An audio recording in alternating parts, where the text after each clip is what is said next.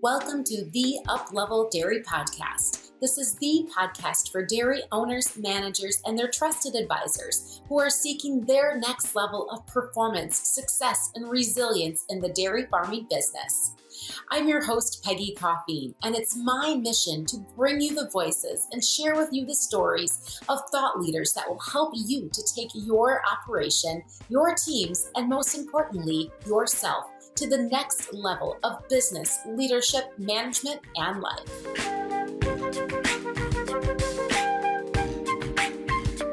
In today's episode, we will hear how a young dairy manager has up-leveled the culture of an 8,500 cow dairy with 52 employees and has experienced nearly zero turnover for the past 6 months, even in the parlor, and he's just 26 years old. Jared Dueppengiesser is the manager at Milk Source's Rosendale Dairy. A college internship led this Cornell grad from his family's 900 cow dairy in New York to one of Milk Source's sites. Those 3 months were all Jared needed to know that this was a company and a culture he wanted to be a part of. He started out as a herdsman at Omro Dairy and then stepped into full-time management of Rosendale Dairy in June of 2021. This episode is sponsored by Uplevel Dairy Podcast founding partner Adiseo, a global leader in nutritional solutions and premier provider of rumen-protected methionine for dairy producers who want to optimize milk production, capture more value for components, and maintain the health of their high-performing herds. And now let's hear from Jared and how he has turned the tables on turnover and successfully up-leveled the culture at Rosendale Dairy.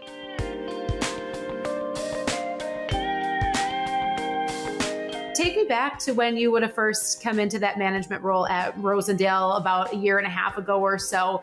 And you stepped onto that dairy in that new position with a vision for the culture you wanted to create there for the people, for the employees, for all 52 people milking 8,500 cows for that operation. Describe that vision of the culture you wanted to create and lead at Rosendale Dairy.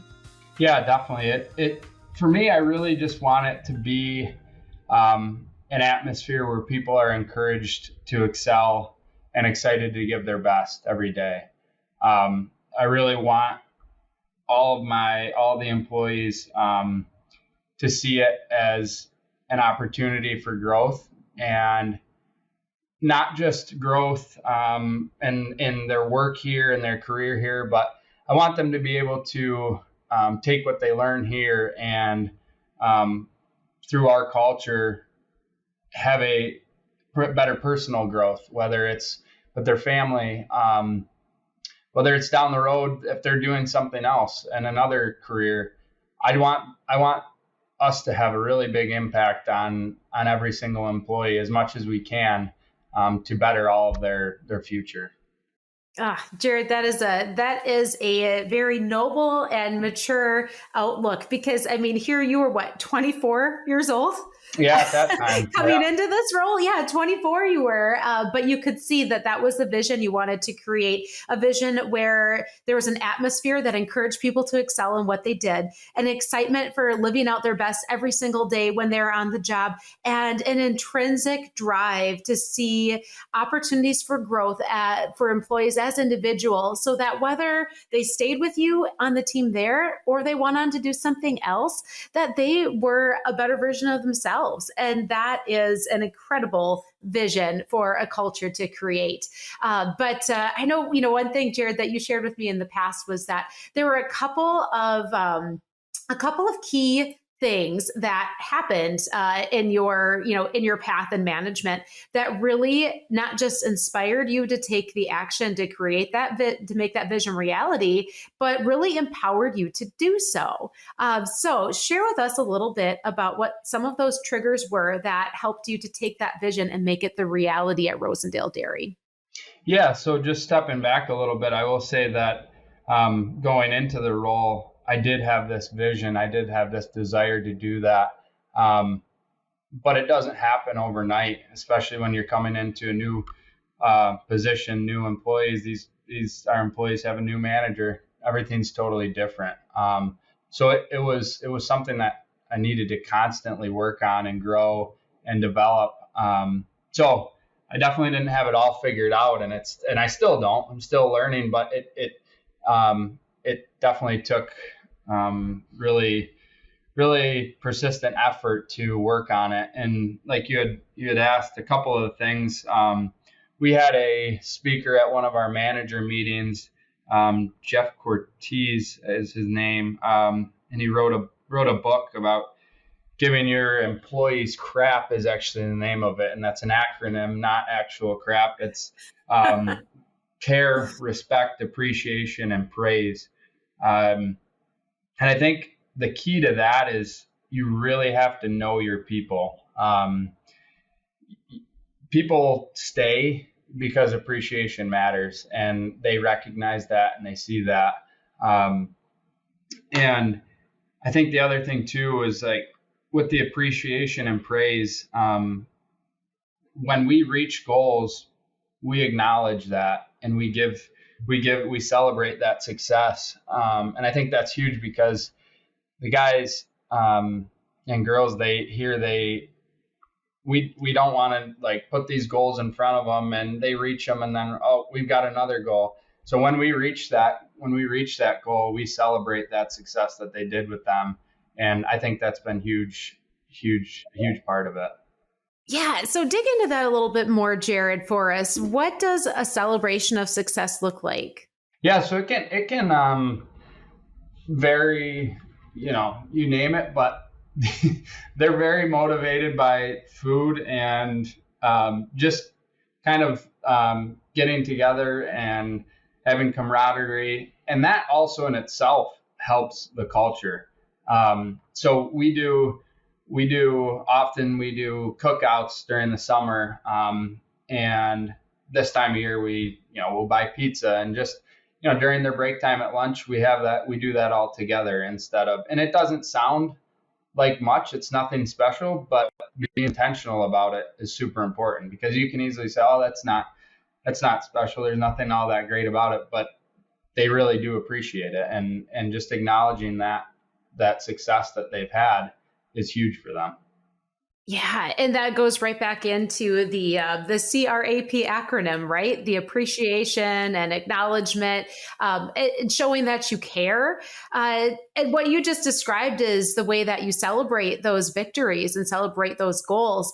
But there are things that you're also doing every single day. The little things that exemplify and show employees that you care and that you have respect for them and that you appreciate them. So what are some of the little things that you intentionally incorporate into your daily activities and how you lead from the top down to bring that into your culture?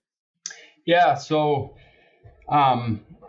more recently, I'd say within the last 6 to 8 months, the parlor manager and we sat down after we were having some turnover and we're like, man, it's costly, it's frustrating, it's exhausting. The performance isn't where it needs to be. And so what we saw that we really needed to do was connect with each and every employee on a deeper level. And so we really got to know all of our guys. And I'm like, after we got done with stuff out in the barn in the morning, every day we're intentional about going to every single employee and just having a little conversation with them. It could be about what they're doing, but really what we want to do is get to know them outside of here. We want to get to know their family. We want to get to know their background.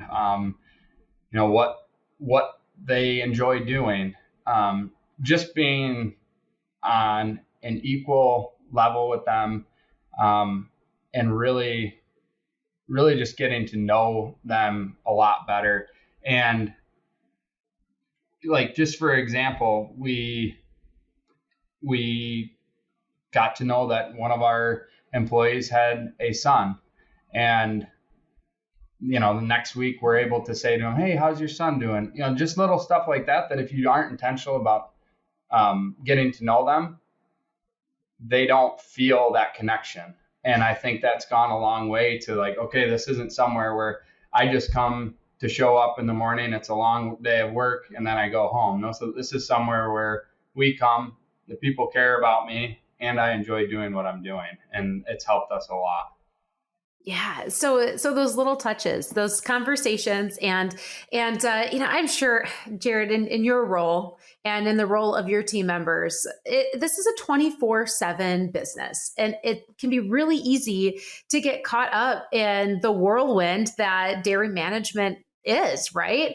But you made it an intentional effort to have these conversations, to have these outreaches to employees on an individual level, to get to know them. I mean, it sounds simple, right? Almost too simple. But what over time have those little touches and those intentional efforts led to as far as results? Yeah. So like you said, it sounds, when we discuss it, we make it sound like, oh, you just do this and here's your result. It's a constant, you have to be very intentional about it day to day. And like I said previously, we don't have it all figured out, but we're really trying to be intentional about making an effort to create a great culture here at Rosendale. And because of that, we've seen very little to nearly no turnover in at least 6 months. And because of that, you see so many things improve day by day, whether it's just overall cleanliness of the dairy and the parlor. We see better parlor throughput. Because of that, you're seeing better milk production, better milk quality. And there's so much that low turnover contributes to, and has a huge impact on. And just just the lower level of stress on myself and parlor manager, it makes our life a lot better too. Yeah. You probably can't quantify what that is, but it's it's worth it. So Yeah. So, Jared, when we talk about that turnover piece, and a lot of dairies, if you ask, they have what they would describe as their ideal level of success with employee turnover, and oftentimes what that includes is a really good core group of people, but then maybe an accepted level of turnover at the parlor level. That's really not the case for you guys right now, is it? no, it's not right now. And we definitely have gone through times of more turnover in entry level positions, like parlor positions. We have that core group of employees, and we haven't lost any of them. But like you said, in recently past 6 months or so, we haven't really had any turnover in any position.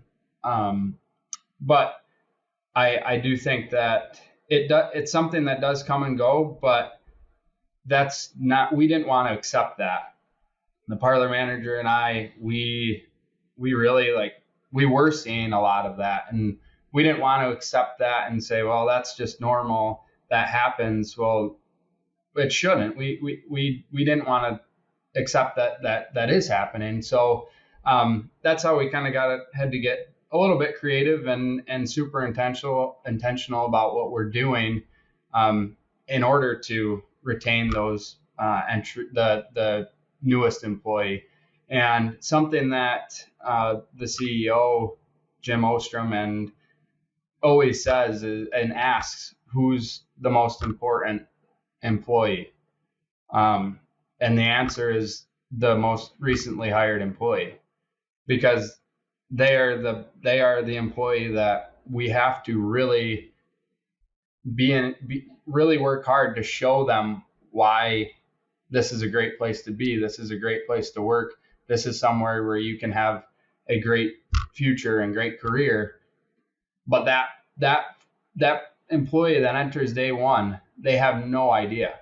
So that's why we always say that. Obviously, they're all very important, but that's the reason why we say that the most recently hired employee is the most important.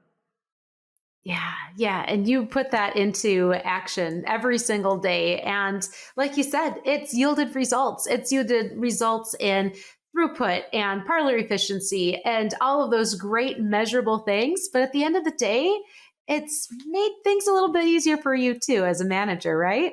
Yeah, it definitely has. And the other thing too that's nice is, so like now if we hire somebody, or more recently hire somebody, you have a group of employees here that have been here for 6, 8 months, several years. It's not like, oh yeah, obviously there's a bunch of turnover here because everybody's new here. They a lot of it's great because you have the example of, hey, it's very doable. It's a great place to be, and look at everybody else. And that also is something that just builds on top of itself and really helps it out a lot too. Yeah, yeah, that's great. And thank you so much for sharing, Jared, how you had this vision for the culture you wanted to establish at Rosendale. And there were these certain things that became your tools and your inspiration to take that vision and to put it and make it a reality. But then these action steps that, maybe seemed simple, but you did with intention and consistency, and how that has yielded some really great results that great for the dairy, great for the operation, but at the heart of it, great for the people and the culture. And kudos to you for taking on that leadership role. And this position that you're in as a manager, like, it's a tough job. I mean, it's intense, it's long hours. I'm sure there are times when it can be really, really stressful. And you're a young, talented guy, and you could be doing a lot of different things. But you've picked a career that is a lot more challenging than others. So, what is it that keeps you in this career as a dairy manager? Yeah, there certainly are days that I have questioned why I am doing what I'm doing, but I think that's the same for anybody. Um, but first off, I grew up doing this, and it's just in me. I love it. It's what I know. It's what I love. But specifically here at Milk Source, for sure, the reason why I do this are the owners, is Jim, John, and Todd. They really value each and every employee here. They care about every employee. They have a vision for the culture of Milk Source too, and they're very intentional about continuously working on that. We have the Milk Source way of the day, where we have different words that we go through: respect, and then we discuss what that means. And every single employee gets that email, a different word every day. And then within our team at the dairy, we discuss it with so at the parlor group, they'll discuss respect today, and the herdsman, they'll discuss what that respect means to them. And it just creates an environment that is just exceptional. And they they they truly are three great bosses, and they're just great people too. So Yeah. Yeah. Incredible businessmen, incredible entrepreneurs, visionaries, but at the core, incredible humans. And you have the opportunity to be a part of their vision being a reality with the culture that they're creating. And what a gift it is for you to be a part of that. But ultimately, what a gift back to them that they've been able to attract talent like you, Jared, that are in alignment with those qualities, that vision, the Milk Source way. And it just all goes back to the things that you've talked about from the very beginning. And that's culture, right? It's the culture that is coming from the top down, but it's also your ability at your site there at Rosendale, where you're overseeing 52 people, 8,500 cows, to take those aspects of that bigger, culture, and to spread it one by one intentionally to each of the people that's on your team. And congratulations to you. Here again, 26 years old, figuring this out and doing so well at it. Jared, now there are a lot of other people like you that are going to be listening to this podcast, dairy managers, doing different things and different levels of their career. But oftentimes one of the biggest challenges that comes up over and over again in the management conversation are the challenges of managing people. So, what is your best nugget of advice to share with other dairy managers when it comes to not just the cow part, but the heart and core of your role of managing people? Yeah, I think the huge thing with that is investing in yourself, investing in growing yourself, investing in learning, learning how to manage people, learning how to deal with conflict. I've done a number of different courses and classes. One on servant leadership, just learning what leadership really means and how to connect with your employees. I think, like I said, the biggest thing is just investing that time into yourself to learn. But the other thing too is, I will say, is it's natural for some and it's not for others. And I think recognizing that is key. For me, this is the part of the job that I love, is building the culture. If I was just out in the barn with one other employee every day, I can tell you right now, I would not be here. I love building a team. I love creating that team and seeing the results from that. That's the challenge that I enjoy in this position. I do enjoy working with cows. It's what I know, it's what I love doing, but it's really the developing a team, developing a culture, that's the daily challenge that really wakes me up every morning to keep going. Yeah. And when you can get out of bed in the morning, motivated and excited to go after that, I mean, that's also the difference between, getting up because you're getting phone calls when people aren't showing up and there's issues among employees and all those things, because of these extra things you're doing, the way that you are developing your own leadership skills, you get to be in the spot where you're waking up and your feet hit the ground and you're ready to go and take what you've created there, and to continue to develop that into something that's truly great and truly special. And Jared, it's been so fun to hear about your management and this journey you've been on through Milk Source at Rosendale Dairy. And as we get close to the end of our conversation here, there's something that's pretty cool about you that I want to tie into our conversation. And I know you just mentioned how much you love developing teams, but at your heart, you have an affinity for cows and the pretty kind. So you just had a really exciting, you and your family and Milk Source together had a really exciting week in October at World Dairy Expo. Tell us a little bit about how that week went for you guys and your affinity for those pretty show cows. Yeah, I definitely do. There's a soft spot in my heart for the for the show cows.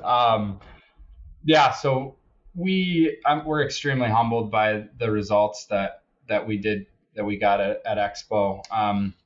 A cow that we bred, a red and white cow, that we own with Milk Source and Lori Fisher. She was grand of the red and white show, and then we also had a black and white 4-year-old that won her class and was honorable mention grand champion at Expo. It's definitely something that also has been a great bond between my dad and my brother. It's something that we're all three of us are really, really passionate about and we love doing. And it wouldn't be possible without the partnership that we have with Milk Source.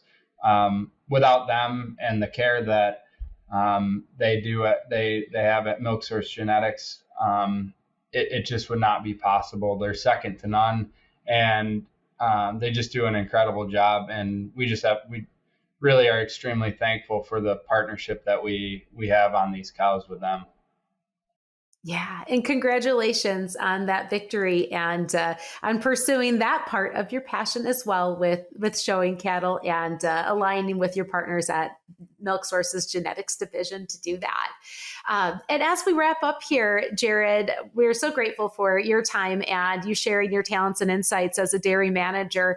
And how I like to close out this podcast is by asking 5 questions. So these are the up level 5 questions that are designed to provoke your next level of performance. And knowing that what you said earlier about investing in yourself and being a person who's always learning and growing, I'm excited to hear what your responses to these 5 questions are. And so, short answer questions, pretty simple. First one is, what does success look like to you?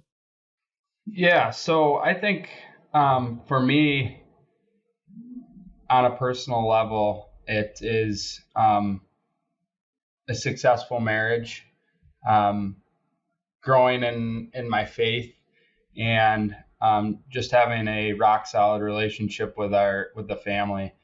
To me, that's what my personal success outside of work looks like. Awesome.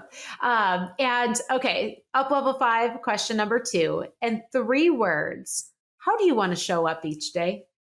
I'd say for me that's pretty easy. It's kind of what I tried to live by here at the farm, and also at home, is humble, hungry, and smart. And I want to expand upon that just briefly. Obviously humble, just admitting to mistakes, and and with hungry, always eager to learn more, to challenge myself, to grow more. But then the smart one is a little bit confusing because it's not intellectually smart; it's people smart, and that we've talked about a lot. But it's really it's a core value of mine of just being people smart, not just with employees, but being people smart with my wife and with my family, and building those relationships. So humble, hungry, and smart is, and I got that from a book called The Ideal Team Player that I read. So that's, those are definitely the 3 that come to mind. Awesome. Thank you for sharing those. And question number 3, who are a couple of the thought leaders or influencers that you follow? So one of I think the main one, is Craig Rochelle. He has a leadership podcast. Listen to that a lot. He is I don't know if he's CEO or owner of Life Church, and he just has incredible knowledge on leadership. Listen to that a lot. And then I have something where I am just getting leadership quotes. So I don't know if I have specifically another one that right now but I'm always getting little snippets of, whether it's Warren Buffett or, quotes from them, that every day I get an email of just impactful leadership quotes that I'm always trying to keep thinking and growing in that. Awesome. That is great. Thank you for sharing that. And question number 4, what are the words you live by? Like a favorite quote. Sounds like you're getting them every day in your inbox. A couple of those that I really try to live by is, you reap what you sow. And then the other one would be, comfort is the enemy of progress. I think both of those for me, just really explain, whatever effort you're going to put into something, that's what you're going to get out of it. And if you're just comfortable in what you're doing, there's a level of comfort that's okay. But if you're not pushing yourself to reach your next goal, then progress is just completely stunted. Yeah, well, that leads right up into our last question of the up level 5. And it's this: what is your next personal up level, that area of life that you are looking to take to the next level? first and foremost, it's my marriage. I want to work every day to be the man that my wife fell in love with. And without that, I don't need my job. Nothing else really matters. So to me, that's the first and foremost, most important personal up level that I'm focusing on. Jared, this is fantastic. And, sometimes I think, we look to people older than us to find wisdom, but I can tell you today that personally, and I think for a lot of our listeners out there, that they have found great wisdom in your words, whether it's just what you shared through the Up Level 5, through your management philosophies, through the way that you have created a vision and a culture and put that into action. We're so grateful and thankful for you to be a part of the Up Level Dairy podcast. Well, I had a great time, and I really appreciate you having me on here. Thank you so much. And with that, thank you for joining us for the Uplevel Dairy podcast. And just again, this episode is sponsored by Adiseo, a global leader in nutritional solutions and a premier provider of rumen-protected methionine for dairy producers who want to optimize milk production, capture more value from their components, and maintain the health of their high-performing herds. And because you know that feed is the greatest expense on any dairy, you probably also want to know how those adjustments to the ration affect your bottom line. Adiseo empowers producers and nutritionists to make informed ration balancing decisions with MilkPay.com. Customizable to your dairy's own data, this profitability calculator puts the power of real-time milk market information in the palm of your hand. Find out how much your latest ration change is really costing you with the free MilkPay app, available on iOS and through milkpay.com. And thank you for joining us for the Uplevel Dairy podcast. Be sure to follow us and receive any new notifications from Uplevel Dairy in your inbox at upleveldairy.com.